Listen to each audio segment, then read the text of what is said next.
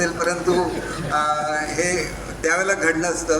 परंतु त्यांचं तुमच्यावर एवढं प्रेम आहे की केवळ तुम्ही एक शब्द टाकला म्हणून, नाहीतर सगळं झालेलं होतं, क्लिअरन्स सगळं झालेलं होतं.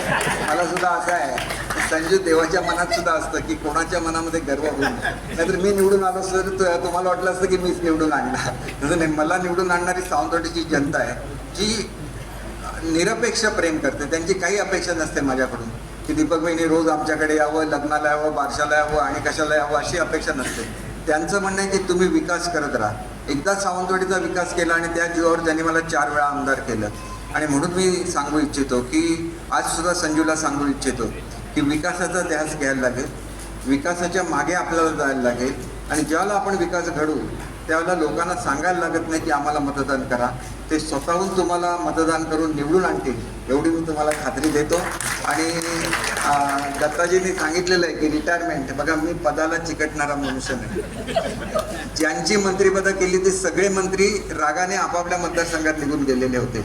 मी एकमेव मंत्री आहे की ज्यांनी आपलं पद गेलं असताना सुद्धा पक्षाच्या सगळ्या मुलाखती दिल्या, आनंद व्यक्त केला. कारण अनेक लोक मंत्री व्हायला उत्सुक होते. त्यांच्या चेहऱ्यावरचा जो आनंद असतो, त्यांच्या मनातला जो आनंद असतो, त्याच्यामध्ये आपण सहभागी झालं पाहिजे. आणि ती शिकवण मला खऱ्या अर्थाने साईबाबांनी दिलेली असं मला वाटतं. आणि म्हणून मंत्री असलो किंवा नसलो तरी सावंतवाडी मतदारसंघाचा विकास चालू राहील. सावंतवाडी मतदारसंघ हा महाराष्ट्रातल्या पहिल्या क्रमांकाचा मतदार असेल. एवढं काम एक उरलेल्या 2.5-3.5 वर्षामध्ये 100% तुम्हाला करून दाखवलं जाईल. आणि ते करत असताना संजूने एक मोठी जबाबदारी घेतली की मी विकास कामं करत असताना पक्षाची पूर्ण जबाबदारी ही संजूने स्वतः उचलली. आज संजू पक्षाचं विस्तार व्हावा म्हणून गावोगाव फिरतो, शहरामध्ये फिरतो, याचा मला सार्थ अभिमान आहे. संजू माझ्यापेक्षा जवळजवळ 17-18 वर्षांनी लहान आहे, त्याच्यामुळे मी एकेरीने त्यांना बोलतो. परंतु एक गोष्ट लक्षात घेतली पाहिजे की माणसाच्या मनामध्ये तळमळ असायला लागते. माणसाच्या मनामध्ये तळमळ असायला लागते लोकांसाठी काहीतरी करायची. आणि ती तळमळ संजू परब यांच्यामध्ये आहे हे मी तुम्हाला निश्चितपणे सांगतो.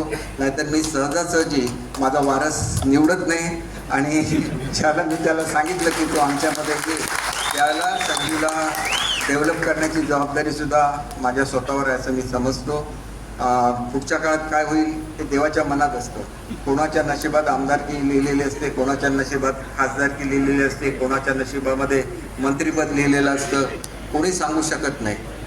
महाराष्ट्रामध्ये त्या काळामध्ये सुद्धा सर्वात जास्त मतं कोणाला मिळाली असतील, कदाचित नवीन पिढीला हा इतिहास माहिती नाही, तर ती शिवरामराजे भोसलेंना मिळालेली होती. महाराष्ट्रामधली सगळ्यात जास्त मतं. परंतु शिवरामराजे भोसले कधीही मंत्री होऊ शकले नाही. त्या काळामध्ये TV नसायचा. आम्ही ट्रान्झिस्टर लावायचो आणि मंत्रिमंडळाची यादी ऐकत राहायचो की कधी ते